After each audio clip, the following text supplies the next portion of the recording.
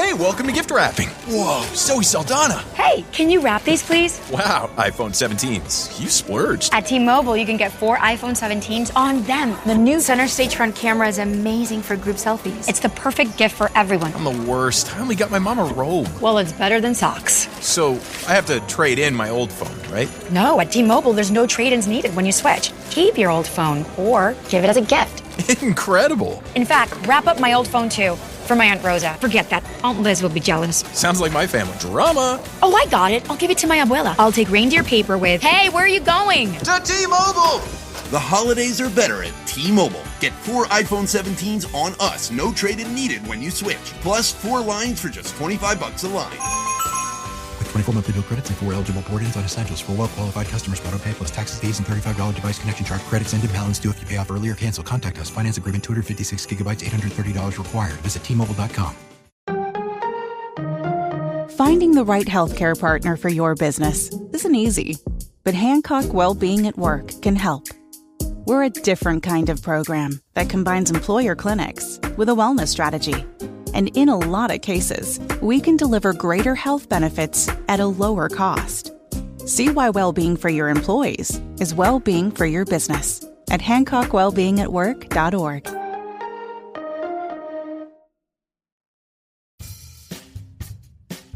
Home of Indiana University, rock quarries, cornfields, enchanted woods, and injury lawyer Ken Nunn, Bloomington is a town that has a term for its ability to lure one-time residents back. The Bloomerang. There's something weirdly magical going on here, and college town nobodies Josh Bennett and Chris Coopersmith are going to get to the bottom of this place by listening to stories and riding every possible tangent along the way. What have you done with your fresh weekend? I built another section of the deck. Which section? Railings. Nice. Yeah, and it's like the 4x4s are not exactly, they're kind of not, they're tall, so they're not exactly straight. Yep. I mean, they're straight enough, but they're not exactly straight. So I have to custom make the framing, which can be a real beast because. Oh, wow. You gotta, with one person, you have to measure the bottom, but you have to hold it 3 inches up off the ground. Mm-hmm. And then measure that correctly, cut it correctly, subtract the 2x4s that are going on the side, and then you got to measure the new piece on top that is slightly bigger because of the 2x4 or the 4x4 is kind of spreading out. Yeah.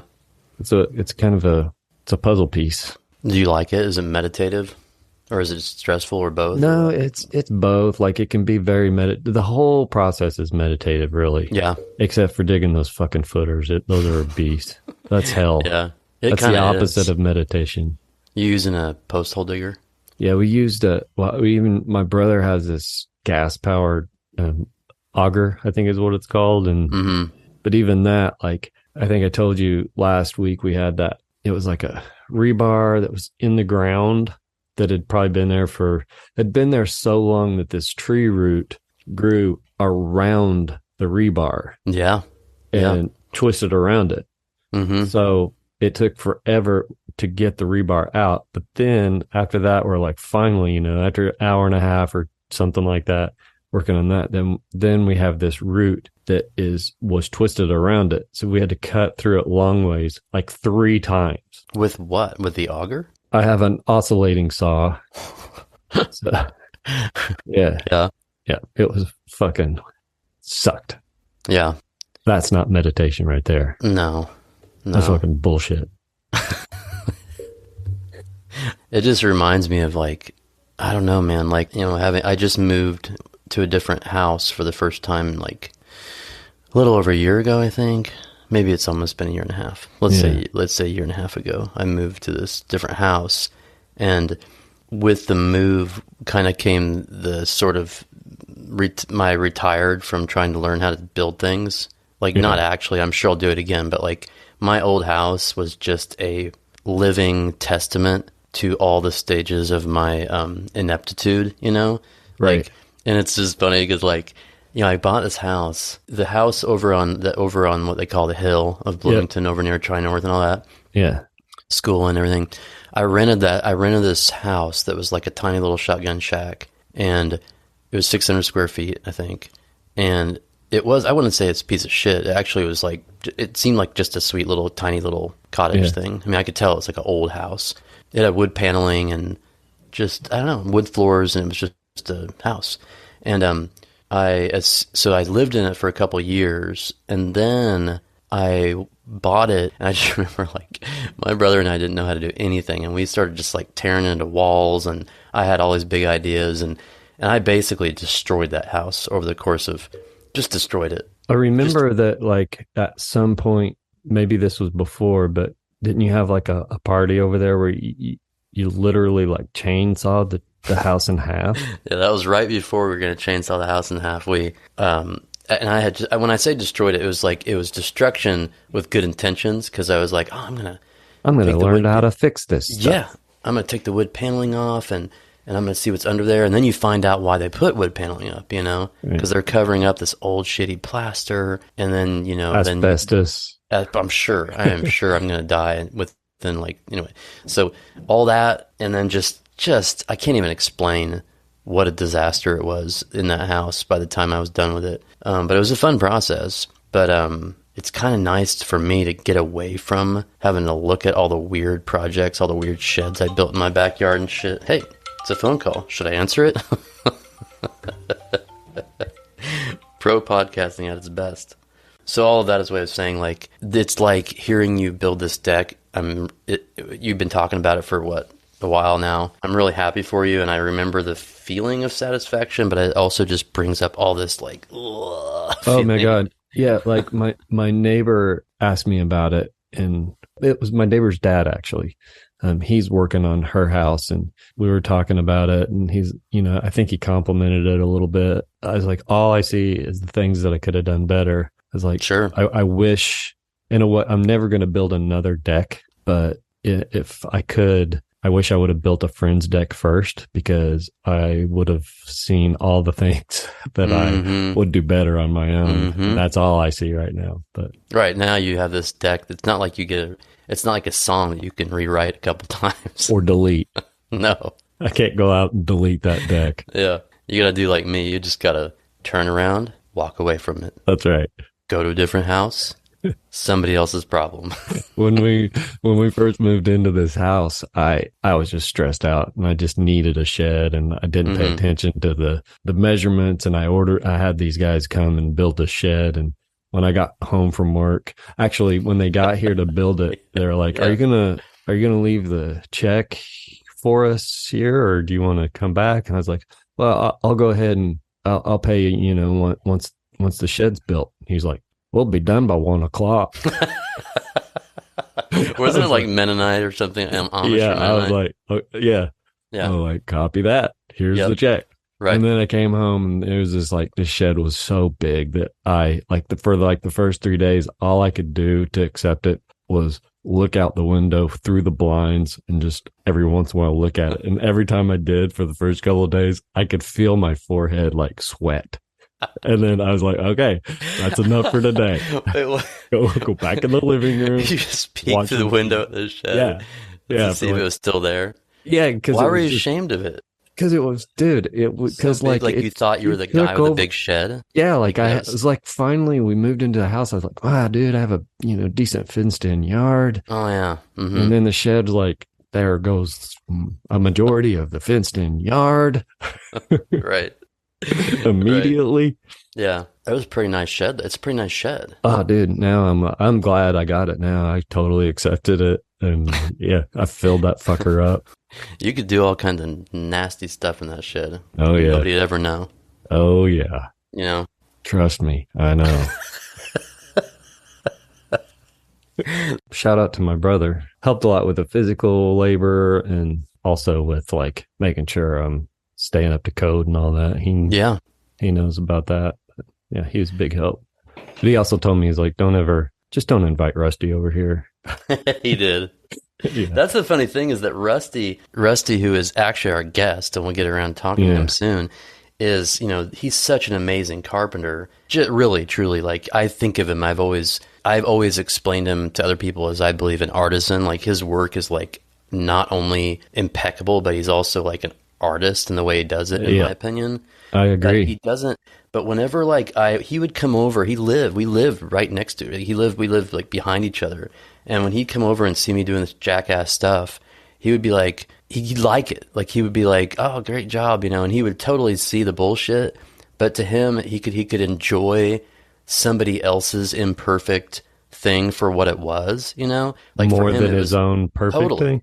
Totally. Like for him, it was like watching me try to build a treehouse would be no different than if he were watching Asa, my son, build a treehouse. He would say the same thing, like, "Oh, it's great. I love it. I love how you took that really old 2x4 and whatever," and he just likes it. But then he sees his own, like you can tell, because he built the house that we moved out of, which is another reason I didn't want to move out. But he'll just, when we would sit there and have dinner with him and his family, you would just see his eyes wander around the room from corner to corner, and you could just see him processing. He was like, I was 1/16 of an inch off there. Totally. And he just couldn't completely relax into it.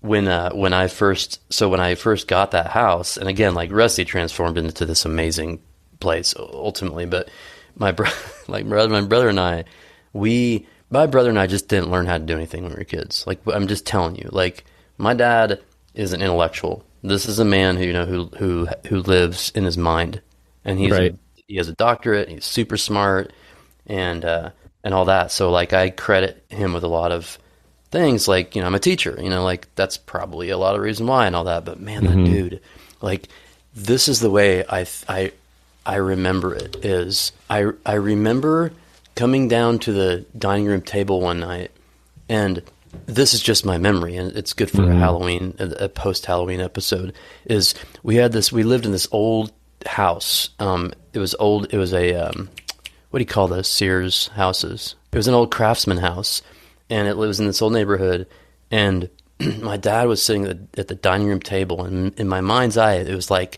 the lighting wasn't very good. He's got a butter knife. I'm telling, some of this is true, and some I'm sure is completely imagined, but he's got a butter knife, and he's got a digital watch. And he's cussing up a storm, and he's trying to change the band on a digital watch, right? And he's like trying to use the knife to get the band out and put the new one in. And he's like cursing real loud, and the knife is like sliding past what he's trying to do, and he's like cutting his hand, so his hand's like bleeding. He's trying to do a digital watch, and whenever I think about not knowing how to do anything, I just think about that, and I say, "It's not your fault, kid." You know what I mean? Yeah.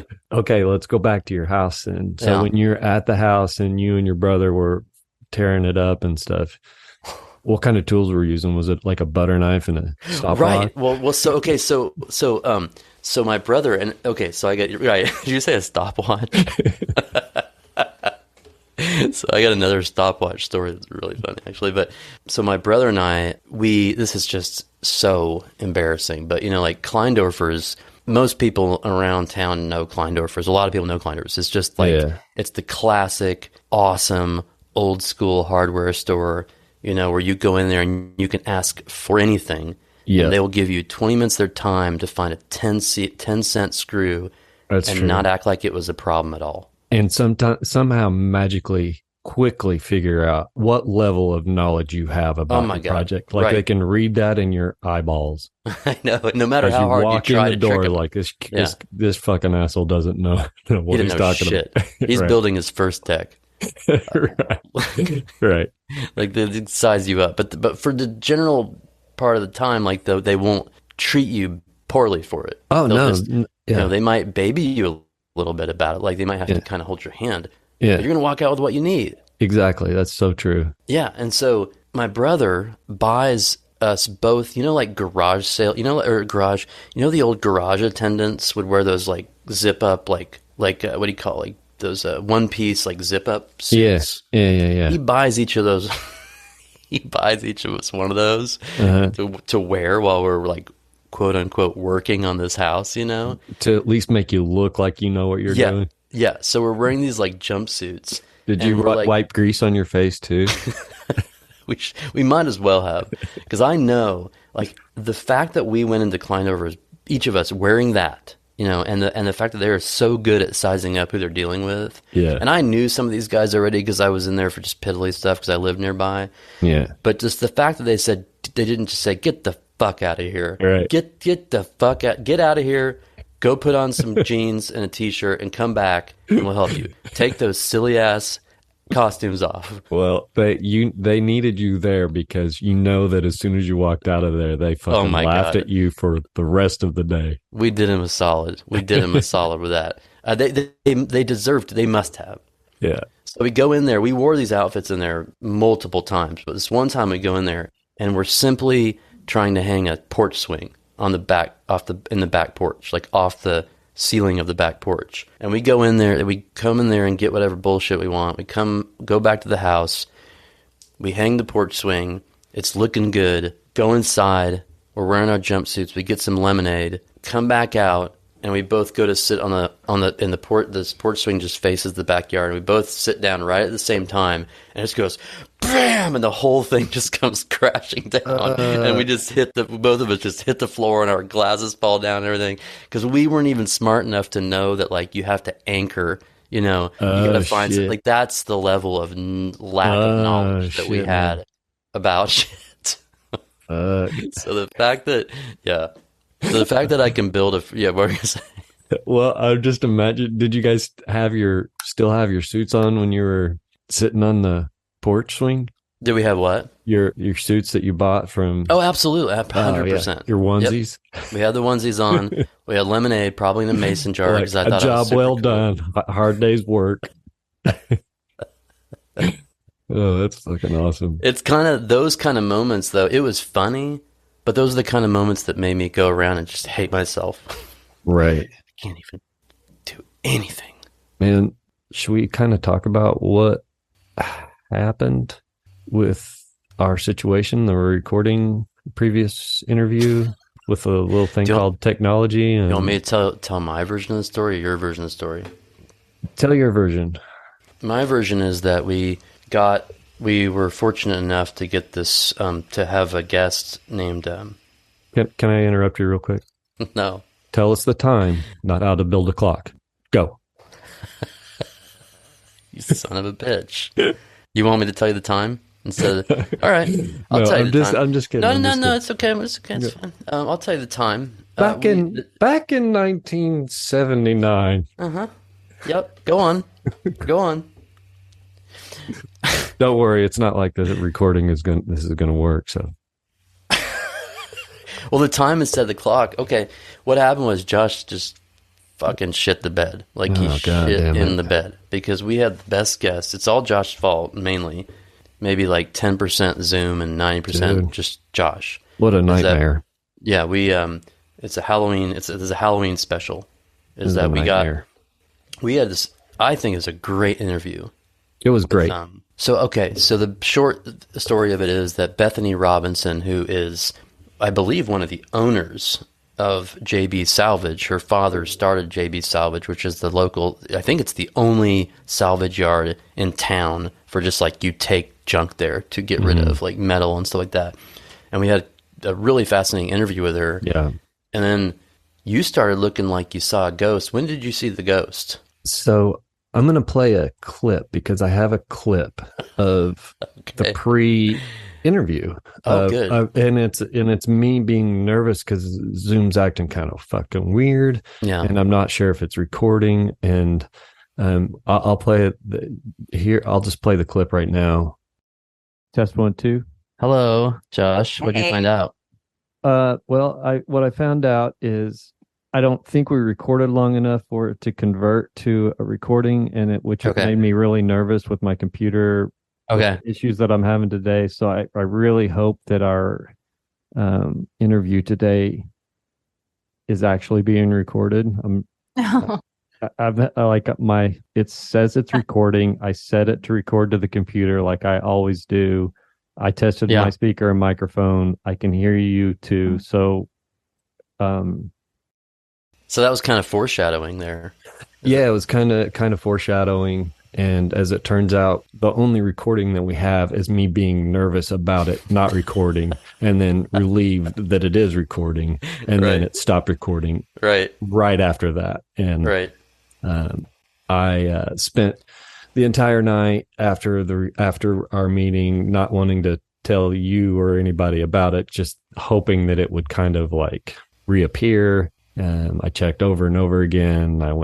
I checked the following day, and it was gone, and it was nowhere. There was just an empty folder of Zoom where usually all the recordings go. That was completely empty.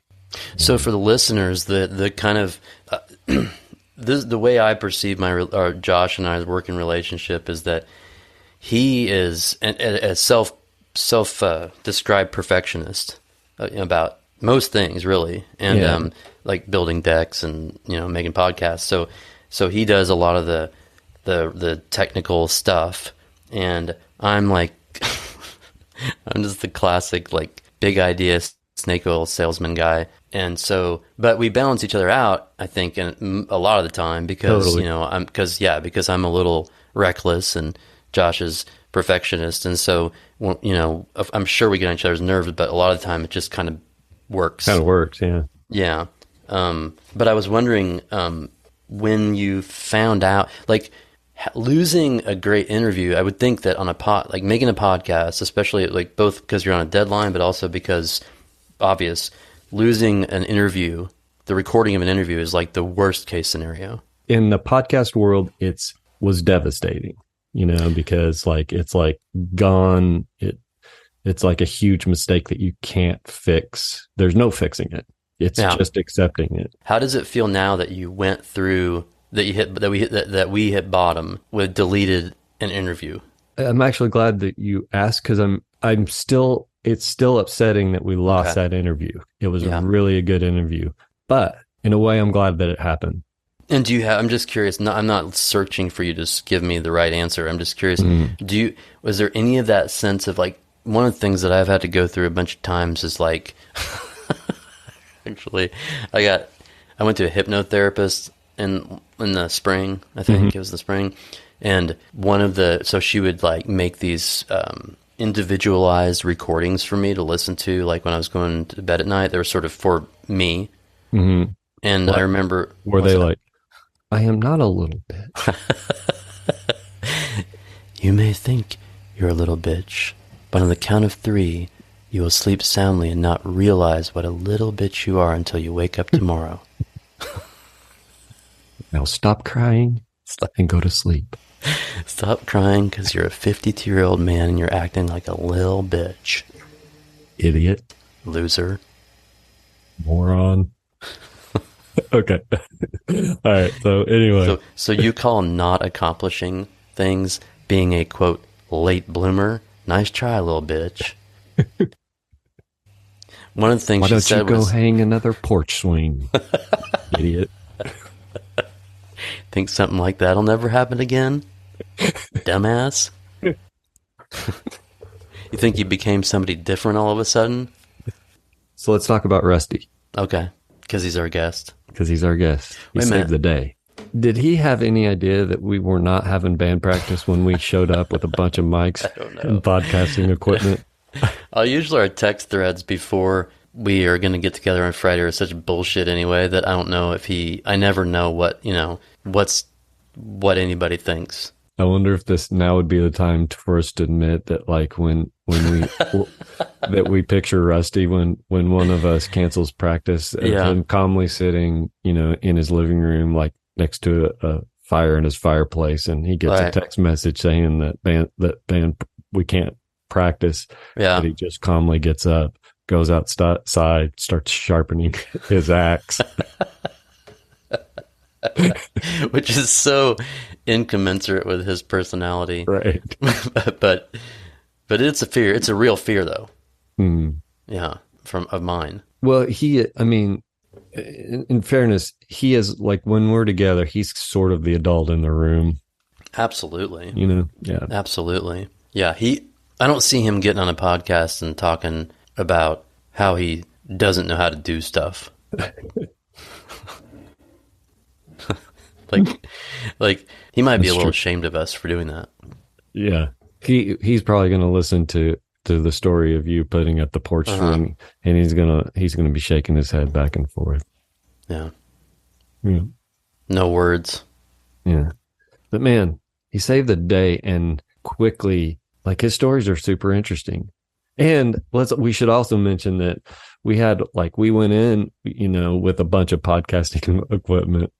Yeah. But most We showed up without our instruments with a bunch of podcasting equipment. We showed up without our to his wood shop. Yeah. Where we practice. Most of them, and then when we showed up with all the equipment, pretty much only about one thing. We only got one thing working, which was a mic that it wouldn't even, we couldn't even get it to fit on any of the mic stands. So what you're going to hear as you're listening to this interview is a bunch of background mic noise, and it's because I have them holding the mic in my hand that in front of each person's face while they're talking. And I did that. We did that for about an hour or so. So much so that the next day my arm was super sore for just holding up the mic for that long. Yeah. So that's how professional we are right now. Right. And he was just simply drinking his champagne velvet, just watching it happen patiently. And now that I realize telling some awesome stories. Like, yeah. And this morning, the thing is, like, this morning I had a little spat with Asa because he and his other like 13-year-old boyfriends were out in the garage just wreaking havoc all day long yesterday. They wanted to build a go-kart, they wanted to build a go-kart. And the thing is, Ace is way smarter than I am. So it was like, he might be able to build a go-kart. I don't know, and they've just got a mess out there. It's just like just spark plugs and screwdrivers and screws. And he spilled, then he started messing with my old moped and some chemical spilled out of it. It's just a fucking, like, when I came downstairs this morning, he and his friends were asleep. It's a shit show. He and his friends are asleep. There's like plates of spaghetti on the ground. The entire downstairs of our house smells like gasoline. And I go to the garage and it's just insane. And it's a mess. And I just realized that, like, that's probably how Rusty perceived what we were doing. We were trying to set up the podcast in his shop. He just thought this is really pretty cute watching these boys just play around with all these, like, right. He probably knew exactly how to put it all together. And, as we were like fumbling around, we're like it was like, if you can imagine like a racetrack, like the pit crew. Yeah. Except nobody knows where any of the tires are, any of the tools are. We were acting like we were really acting like we really knew. It was like we were like, it was like an improv show. It was like we were like improvising. It was like an improv show where we were pretending like we were real paramedics. It was sort of like the Three Stooges doing surgery or something. God, I'm a fool. Like, I don't know how. Now I'm starting to realize that how many times that after a thing happens when I'm with other people, that when I leave, they laugh about it. Well, when I do things with other people and I leave, I'm always just like, God, why did I do that? Why did I say that? Why did I make that? Whatever. I know. I got to real quick tell you, because I want to introduce Rusty, but I was recently telling some people about this time in Brownstown, Indiana, where I pulled up to this gas station right next to, I think it's Brownstown, right next to 65, and pulled up to get gas. I go in to like get like a snack or something while the gas is pumping, which of course you're not supposed to leave the gas pumping. I know this. I go in, there's these three dudes standing out front, like with Polar Pops, just big old, like, middle-aged Brownstown dudes with Polar Pops, and they just kind of stare at me when I walk in. And I think to myself, those guys. I was like, these guys sitting, like, standing in front of a gas station. Is that just what they do all along? Just sit and drink Polar Pops in front of a gas station? Right. And I go in, I get my snack, I go back out, and I just drive right off with the gas pump still connected to my truck. And they just all watch me drive off with this fucking thing just pop out and gas is spilling all over the. I know. My credit card was still running. And that's the second time that it happened. That's probably why they're standing out there. They're like, Chris is here. Let's go get a polar pop and watch this shit. Right. This idiot from this guy's got Monroe County. He's from Bloomington. There's a good chance he's going to do some dumbass shit. Rusty wouldn't do that. So Rusty, yeah. Let's get him on here. Should we just get him on here? Let's do it. All right. There's a story about you. Check your levels. You. Why don't you go chew another piece of gum? Will you tell the story about going to a wedding where you were in a tree and you're naked? You're going right for the jugular. And if you don't want to, that's totally fine. I only know part of it. The short version, I guess, is that there was this character around town 20-some years ago, 24 years ago, a Turkish guy named Hakan Toker. He was a brilliant pianist and was at Jacob School of Music when I was attending IU. And there was a group of people that would spend time just, goofing. And Hakan loved to do that. And at that point, he somewhere in there, he ended up getting married. And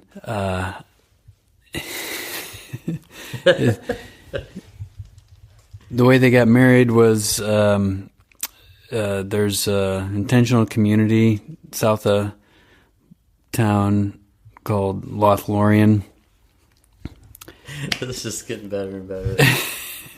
And they, I guess, rented some space there. A group of, I don't know, there were probably 20 of us, I suppose, met up down there. We did a hike through the woods, out onto that property, and there was this clearing that they picked out that had one large tree in the center, and then, kind of a forested area around. And Hakan's plan was he and the bride and the person marrying them would be in the big tree in the center, and then everybody else in the wedding party would be in a tree that was in the surrounding forest. Very cool. For the ceremony. Yeah, it's a great idea. But the other part of the plan was that everybody would be completely naked. Birthday suit. And so that's what we did. So I don't know if I'm allowed to, or if you're allowed to talk about this yet on the internet. Probably not. Probably not. That's what I figured. But, oh man, I'm thinking through the mythology of Rusty Peterson in my head. But one of the things is when your family thought you were abducted by a cult. Oh, is that something that you can talk about, or what that you're able to talk about? Yeah, that's not the most exciting story. Oh, I just okay. It's just trying to develop. I mean, I want to hear it. Yeah. Well, and the thing is, I'm building a case here. I'm working my way towards why you're fleshing out my character. Yeah. Did they drive by and see you naked at a wedding in a tree, and they're like, "Yeah, he's in a cult"? So yeah, this was between stints in college. I was living back in northern Indiana, and at that point, when I was working in the factory and traveling, I got really interested in yoga and started, just doing a lot of yoga, and wasn't really sure what I wanted to do with my life. I liked the idea of intentional communities, Mm-hmm. That was kind of a thing, I think, at that point, and it was intriguing. And I knew some people that told me about an intentional community in California near Santa Cruz that was based around yoga practice. What is an intentional community? I think it's just it's a cult. No, I don't know.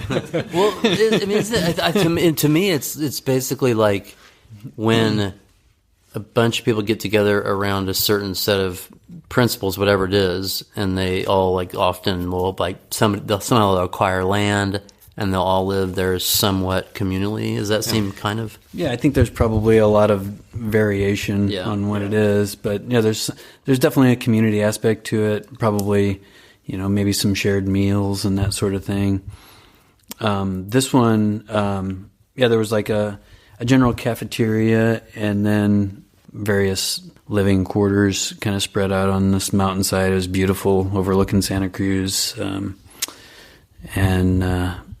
Basically it was like I could live there. I didn't have to pay to live there, but I worked a certain amount every day, Certain responsibilities. Yeah. When I moved out there, I'd been talking about it for several months before I decided to move out there.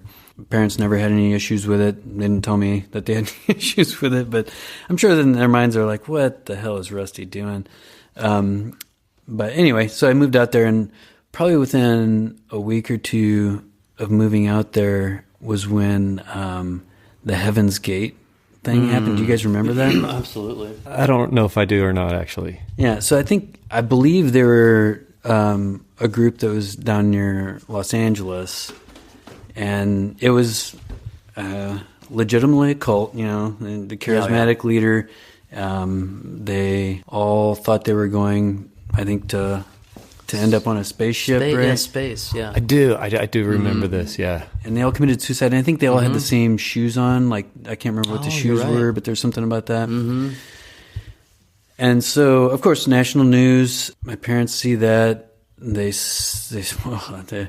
like, wait, there's a cult that just committed a mass suicide in California, and Rusty's in California. That thing sounds kind of like a cult too, and just kind of, I think, got spun out of. Did they drive down to try to break you out? There were a lot of tense phone calls, that kind of went like, "You're in a cult," and I would say, "No, I'm not. What about me sounds like that I'm in a cult?" You know. Well, you wouldn't know it if you're in a cult. Well, I'm not, so it's like this circular arguments, and, we wouldn't get anywhere. And, and eventually, so, oh boy, we could go on a big tangent here, but, my parents happened to know a deprogrammer. Jeez. Whoa. Yeah. So my aunt, when I was 16, my parents and my uncle, my parents left my brother and I, 16, 17-year-olds, which they would never do. They're like, we got to go to Florida for a couple days and rescue your aunt. Because she was in a cult? Yeah. So my aunt got involved with it was kind of Southern Baptist based cult, but she'd basically, she had 2 kids and, seemed to be heavily married to my uncle. And all of a sudden just wasn't coming home and draining their bank accounts. Whoa. And she was with, this really intense Southern Baptist group. And at that time, there was, my dad was in contact with a lot of Amish, and there was a guy who'd come into an Amish community near where we lived, and this charismatic guy that somehow got into the Amish bank and basically robbed the Amish bank. Oh my God. And so the Amish had actually found this deprogrammer, and they'd come in to work with the community to get out of this mess.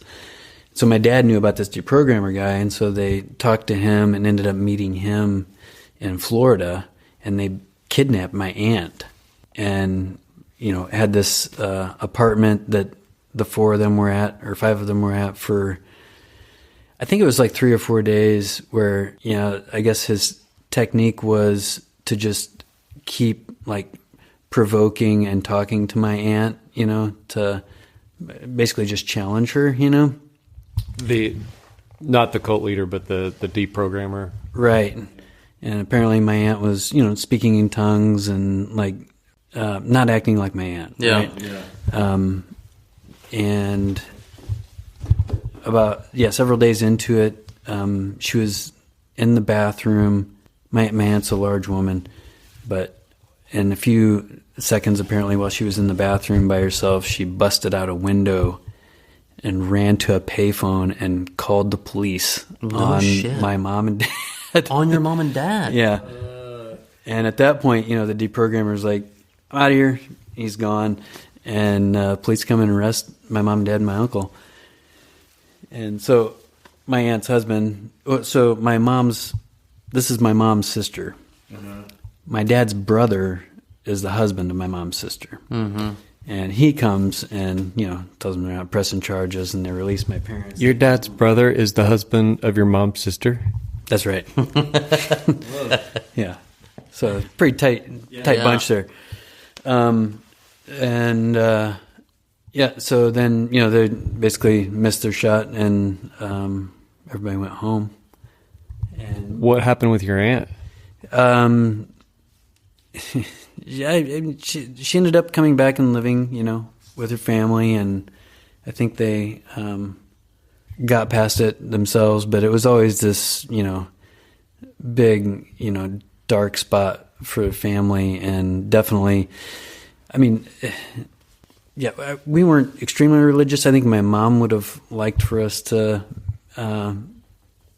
attend church more. Yeah. But definitely my dad and brother and I growing up weren't that interested. And after that, it was like there was no talk of church anymore. It was, it was just kind of like put a chill on all that, which is fine by me. But it also, I think, probably gave him a pretty healthy suspicion of cults. So. Was there like Christmas, to get-togethers after that was like, Merry Christmas, I haven't forgotten you were in a cult 3 years ago? It just put a big chill on the relationship. Bob Dylan always said he just knew he knew he wasn't Robert Zimmerman in Hibbing, Minnesota. He just knew that that's not where he belonged, and he was somebody else. But like, I know it's not that intense with you. Like you're really tight with your family and stuff, but it does seem like you really needed to go explore the world. Like, did you feel that way in high school, or did you just kind of figure it out when you went to college that, I want to... Oh, no, yeah, it was definitely teenage years. Yeah, I just had this building, felt like need to get out and explore. Mm-hmm. And looking back on it, I really appreciate being brought up on a farm. I hated the work when I was a kid, but I see the value in it now, and I wouldn't want to grow up any other way, I don't think. But yeah, by the time I was a teenager, I couldn't wait to get out of there. Okay, so that really was what. Yeah. And is that common for farm kids to, like of your generation, that they wanted to get off the farm, or were you a little bit? Because I know I can go either way. But at the end of the day, there's just not a lot of them left. There's just not a lot of active farms. I got the same kind of feeling or sense of view too, because the stories I've learned over the years of just taking off on bikes and going for, states through states, and didn't you sleep on top of buildings and things like that, on your trips? Not normal behavior for where I grew up. Yeah. But enviable. Yeah.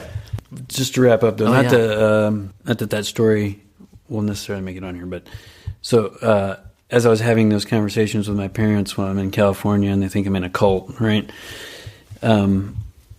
They say, well, we think you should go talk to the deprogrammer. Mm-hmm. I was like, why am I going to go talk to a deprogrammer? I don't want to go talk to the deprogrammer. Why isn't if he wants to come to me, I'll talk to him, but I'm not going to go pay money to go talk to a programmer.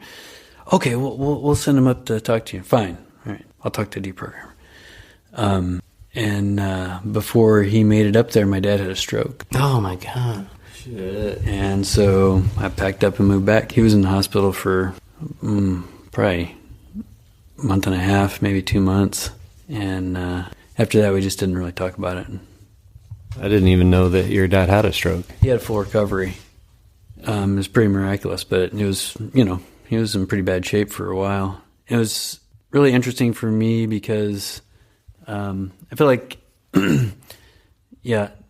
we definitely were prone to argue, and I felt like he was fairly hot-tempered. Mm-hmm. After his stroke, he totally mellowed out. It changed his personality for the better, I think. He was still himself, but he didn't get worked up like he used to. And do you think it changed his perspective, or of just recovering through it, or literally kind of changed his brain a little bit? I've never talked to him about it. it was one or the other. I don't know, maybe a combination. But it's a terrible thing to happen. But I think ultimately, just from observing, I think it was maybe good for him. You know? Yeah, man, that's a trip. So this boat. Yes, it's a boat. Let's see. I guess, yeah, I finished bachelor's degree at IU, and I decided to stay in Bloomington. Decided I'd rather be a carpenter than anything I was doing with a degree. So I was kind of just working jobs and had a lot of freedom. And some of the friends, you know, that go bike to the quarries late at night. Well, one in particular, Greg Witt, he lived just around the corner from where we're at right now on 11th Street. And Chris and I both lived right here at that point, too. So we were all kind of right here in this neighborhood. Where we are right now. Yeah.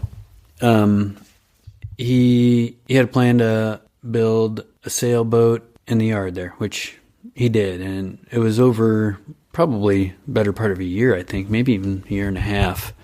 He built this 24-foot long Sharpie-style boat. It's a flat bottom with a keel that swings out, a centerboard. And I'd go over and help him whenever I could, and he just kept chipping away at it. And it turned out to be this, pretty little boat. And then I was like, well, what are you going to do with it, Greg? And you wanted to take it down the Mississippi to New Orleans. I thought that sounded like a great idea. And another friend of ours who had moved out of Bloomington and was living in Maine at the point came back. And the time that we could all three actually do the trip ended up being in the middle of the winter.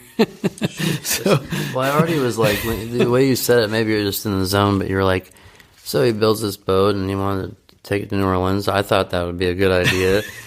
So sounded brilliant to me at the time. We'd done a couple of river trips, those guys and I, in the past. Nothing that involved, but it was appealing to me at the time. Yeah. The trip began with we had to figure out how to get this boat down to Evansville. It's a heavy boat. I don't know how much it weighed, but it's heavy. Greg built this medieval-looking cart out of wood. He built the wheels out of wood, and with this cradle that he put under the boat, and winched it up onto Mark Haggerty's car trailer. And then we strapped it all down. Everything seemed good, and got it out on Highway 37 going south. Started getting up some speed, got up about 40 miles an hour. Oh. And a part of the cradle broke, and the boat shifted backwards, which meant it pulled the tongue of the trailer up, which meant it lifted the back of the truck up. Oh, my gosh. And so I remember I was talking on the phone to my wife now, but girlfriend then Emily, just as we were pulling out. I was like, yeah, here we go, we're going. And I look out the rear window, and everything's just like flapping around like a big snake behind the truck. This is on 37. Yeah, right out just off of Vernal Pike there when it used to be an exit. I'm just picturing the people, watching this as they're driving next to you or something, or behind you. Right. If I was watching that, I would say, what are those fucking idiots doing? Somehow, Greg was driving. Somehow he managed to wrest control and get it off to the side of the road, and we pulled it over into the Walmart parking lot and got it stabilized and limped back up to the neighborhood with our tail between our legs. And rebuilt it and reinforced it all. It took a few days, but we got it pretty solid, and then we took it down to Evansville and put it in. But again, this is beginning of February, so it's cold there. We start going down the Ohio River, and it's snowing some, and we were pretty avid dumpster divers at that point, so we gathered a bunch of food before we left, and we had a couple of tall 5-gallon buckets, and it just so happened that it was a perfect diameter to fit pies in, and there were always pies in the dumpster, Right.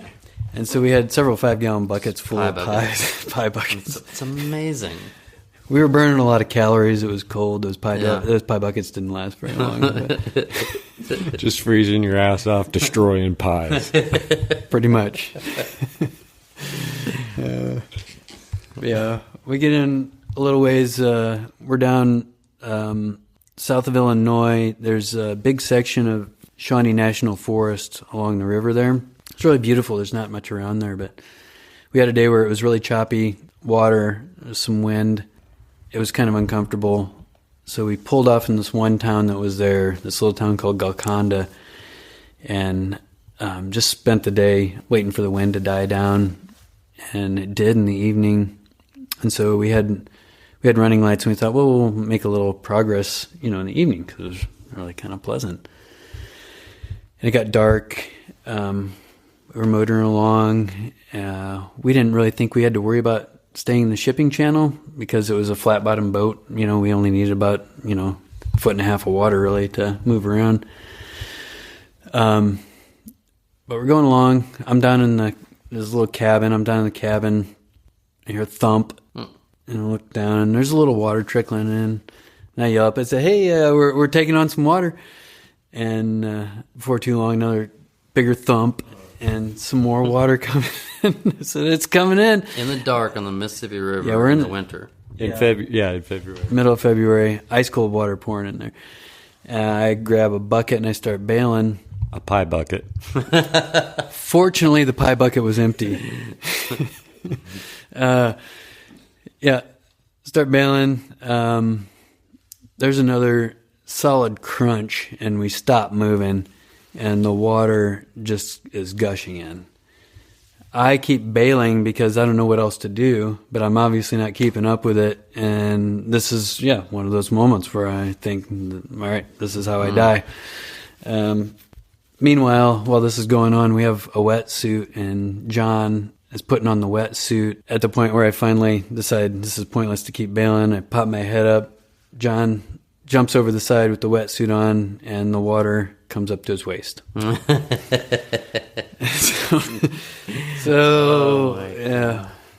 calm down a little bit, grab anything dry and bedding like that we can find, and jump in the water. It's like painful cold, like icy water.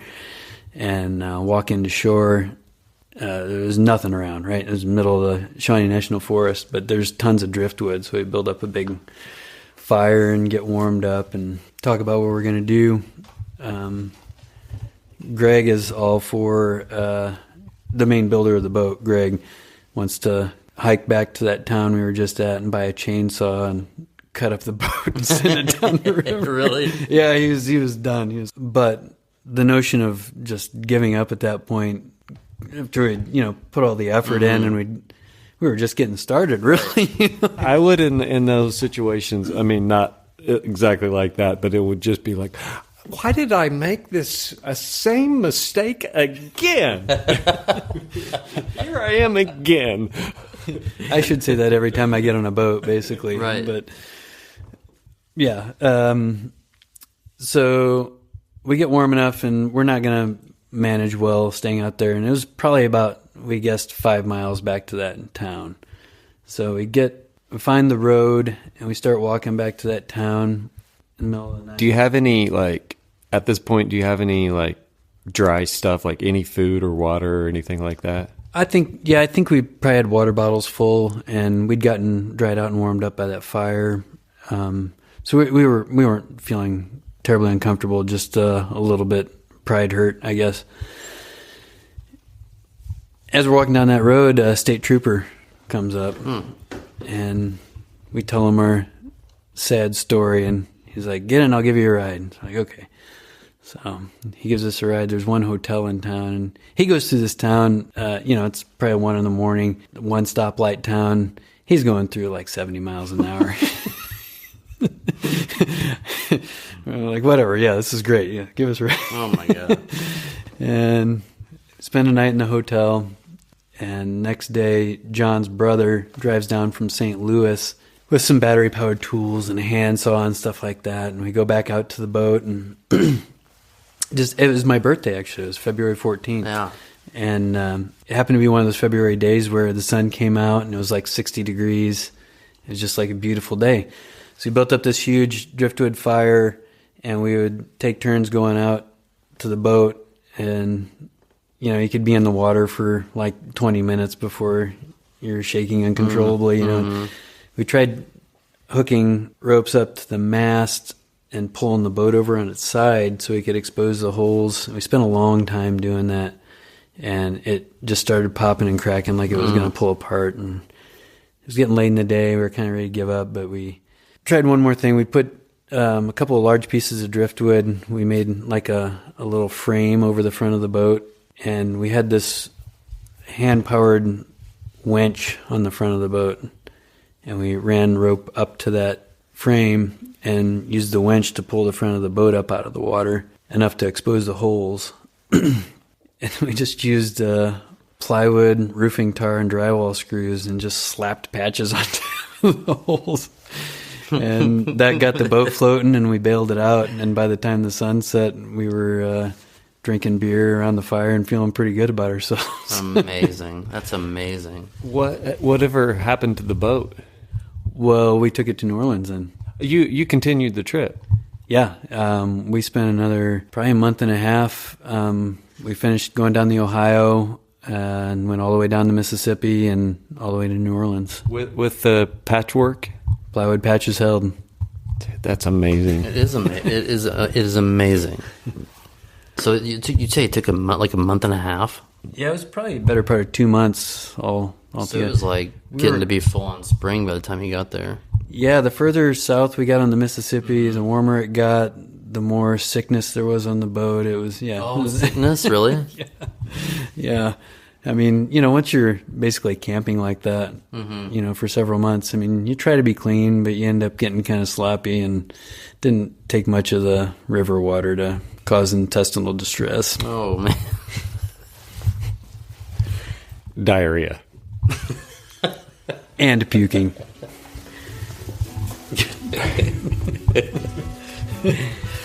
Sorry if I was unclear. Yeah. Just stick it right in the pie bucket. That's an amazing story. Yeah, I was glad I did it, but I wouldn't do it again.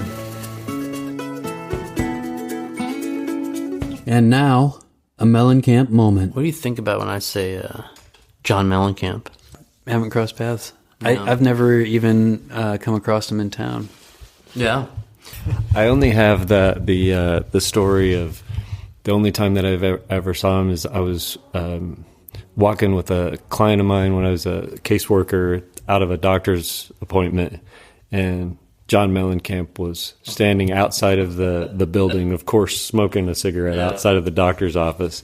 And I heard another guy walk up to him and said, "John, do you have a motorcycle?" And John, without even a break, didn't look at the guy at all, just took an inhale off a cigarette, and he's like, "I got 15 of them." I love this story. You're so good at that.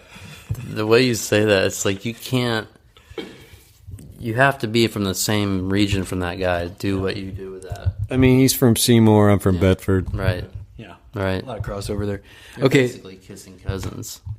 So I do have a Mellencamp adjacent story. Yeah. Perfect. Back in the day, there was a guy in town, everybody called him Prank Call Paul. Oh my I love it already. Well, okay. If you don't say the thing, I'm going to ask you if it's the same thing afterward. Okay, so Prank Call Paul and this other woman and Emily decided. So this was Mellencamp was selling his house that was out on 46. I think it had been his house for quite a while. His first house. Yeah. It was on 46. It was just on the market. It was listed as a house for sale, right? And so Paul concocted this story where he was new money. His family had family had some sort of manufacturing business or some. I can't remember exactly what the company was, and he was seriously interested in buying Mellencamp's house. And so they set up an appointment with a realtor, and they all get dressed up. So fantastic. Ridiculously dressed up, right? Like dumb, like probably some white patent leather shoes and just, ridiculous, right? That's amazing. And they go to meet the realtor. And the realtor picks them up to drive them out to the property. So they've got, a 15-minute car ride where the realtor gets to chat them up about who they are and what they're doing.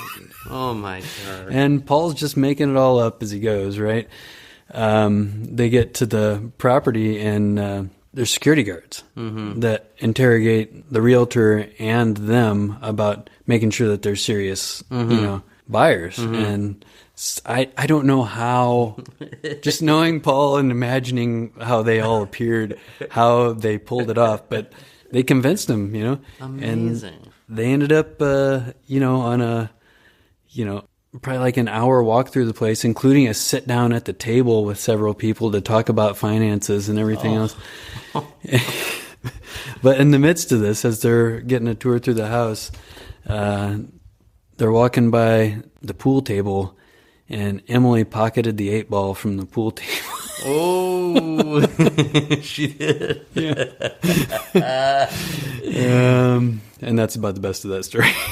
That's amazing. Was that what you were thinking of? Well, now I'm distracted by the fact that Emily's got one of Mellencamp's balls.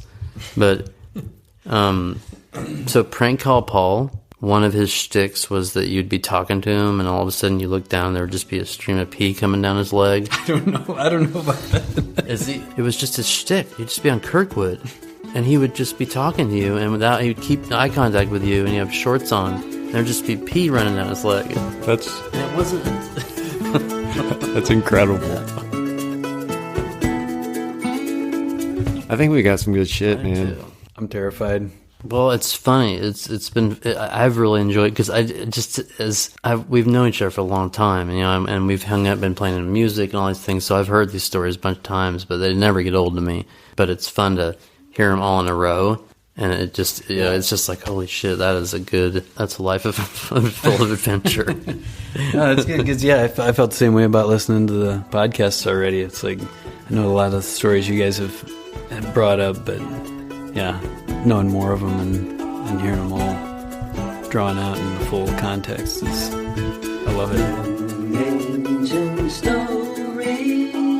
Hey, thanks to everybody for listening to Bloomington Stories. We really appreciate everybody who listens, and we were always open to hearing your feedback or just hearing from you if there's stuff you want to would like us, if there are people you'd like us to interview, or if you have any feedback or whatever. We'd always love to hear from you. We've got an Instagram, Bloomington Stories Instagram, Bloomington Stories Facebook. If you're feeling super in love with us, we've got have a support Bloomington Stories. What is it, Josh? Is that a link on our It'll be on our show notes, and I'll put it in the Facebook. But it's support Bloomington Stories link, and it's a buy me a coffee basically thing where you can, I don't know, you can click as low as like $5 or something, and a portion of it goes to us, but we've made the carbon neutral thing too, so some of it goes there. Our goal is to retire by 2025, so if we can just get you to support Bloomington Stories and just make our dreams come true. What else? Thanks to Bethany Robinson for when I finally told her that that her recording didn't take. She was basically like, "Oh, shit happens." Yeah. And then she was like, and then I was like, "You want to do it again?" She was like, "Yeah, anytime." That's so we're awesome. Gonna get her on here. We'll get her on here. Great stories. Yeah. Do the walk of shame. Exactly. It'll be hard to see her after that. And always thanks to Ty Price for giving his feedback about the episodes. He's kind of one of our secret weapons, I would say. Yeah. So follow us and give us some leads, anything, any suggestions. We are welcome. Oh, and please consider rating and reviewing our podcast on whatever platform that helps a lot too. So thanks a lot. Yeah. See you next time. Thanks for listening to Bloomington Stories. If you've got any hot leads for guests or topics, please send them our way at bloomingtonstoriespod@gmail.com. And come back and check out our guests on the next episode of Bloomington Stories. Bloomington Stories is a podcast produced by Chris Coopersmith and Josh Bennett, with new episodes released on the first of each month. Please consider subscribing, rating, reviewing, and following. Please see our show notes for more information on our guests.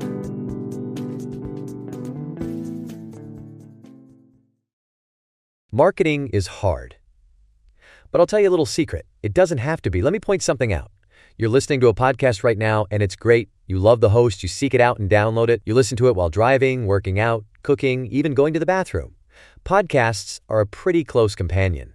And this is a podcast ad. Did I get your attention? You can reach great listeners like yourself with podcast advertising from Libsyn Ads. Choose from hundreds of top podcasts offering host endorsements, or run a pre-produced ad like this one across thousands of shows to reach your target audience in their favorite podcasts with Libsyn Ads. Go to libsynads.com, that's Libsyn, ads.com today. I'm Martha Stewart, and I believe the best gifts are not only beautiful, but useful every single day. And Lennox has brought timeless beauty and lasting quality to our tables for generations. And their Lennox Spice Village is the perfect holiday gift for someone you love or for yourself. Spice Village transforms everyday spices into inspired memories filled with warmth and joy all year long. Give a gift that lasts beyond the holidays. Discover the collection at lennox.com/spicevillage.